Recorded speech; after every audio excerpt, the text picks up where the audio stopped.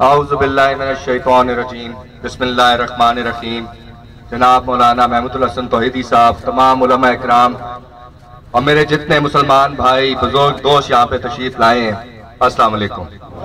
सबसे पहले तो मैं आप सबका शुक्रिया अदा करता हूँ कि आप सब ने अपनी मसरूफियात में से वक्त निकाला और इस एहतजाज में शरीक हुए।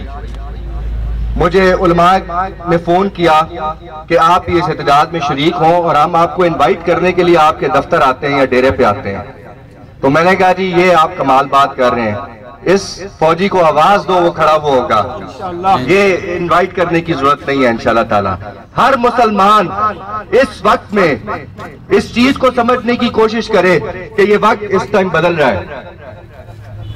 अभी आते हुए हम लोग एक नारा लगाते हुए आए कि अमेरिका का जो यार है वो गद्दार है। तो क्या हमारे हुक्मरान गद्दार नहीं?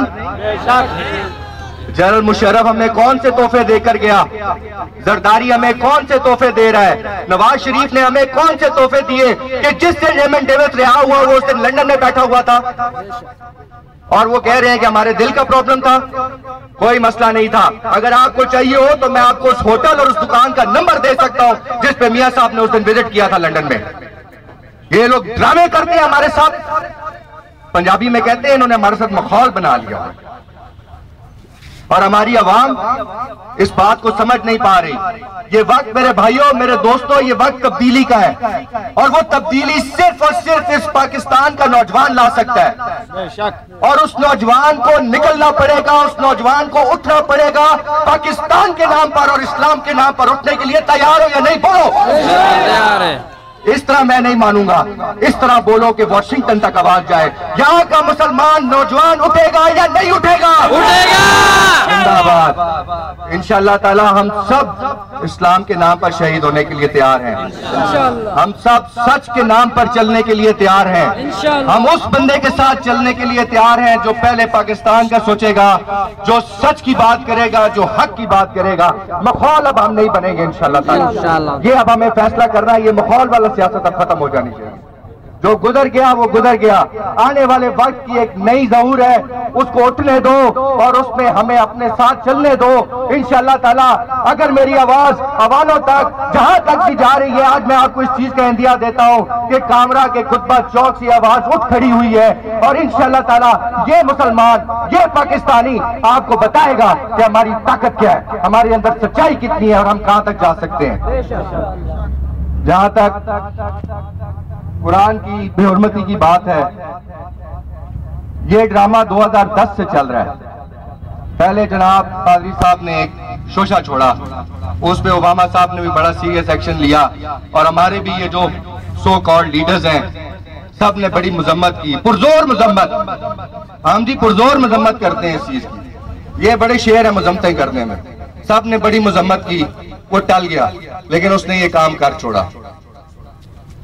मैं आपको एक बात बताना चाहता हूं कि इसका हरगिज ये मतलब नहीं है कि हर ईसाई बुरा है। हर ईसाई बुरा नहीं है। हम भी तो, हमारे में भी बुरे लोग हैं, मुसलमानों में भी। मुझे बताएं, आप सब लोग यहाँ पे खड़े हैं, जो शख्स बेल्ट बांध के मेरे और आप जैसे मासूम बंदों को मस्जिद में मारता है वो कभी मुसलमान हो सकता है? कभी नहीं हो सकता। इसी तरीके से ईसाइयों में भी बुरे लोग हैं। हमारा मजहब हमें सिखाता है कि हमने हम आंगी के साथ रहना है और हमने अपने अंदर वो अफकार पैदा करनी है, अपने अंदर वो चीजें पैदा करनी है कि वो लोग हमें देखकर मुसलमान हो जाएं। तो क्या हम वो करने के लिए तैयार हैं? बस इसकी नियत करें, अच्छे मुसलमान बने, उसके बाद अच्छे पाकिस्तानी बने। और मैं आपको खुदा की कसम उठा के कहता हूं कि तब्दीली की फजा चल पड़ी है।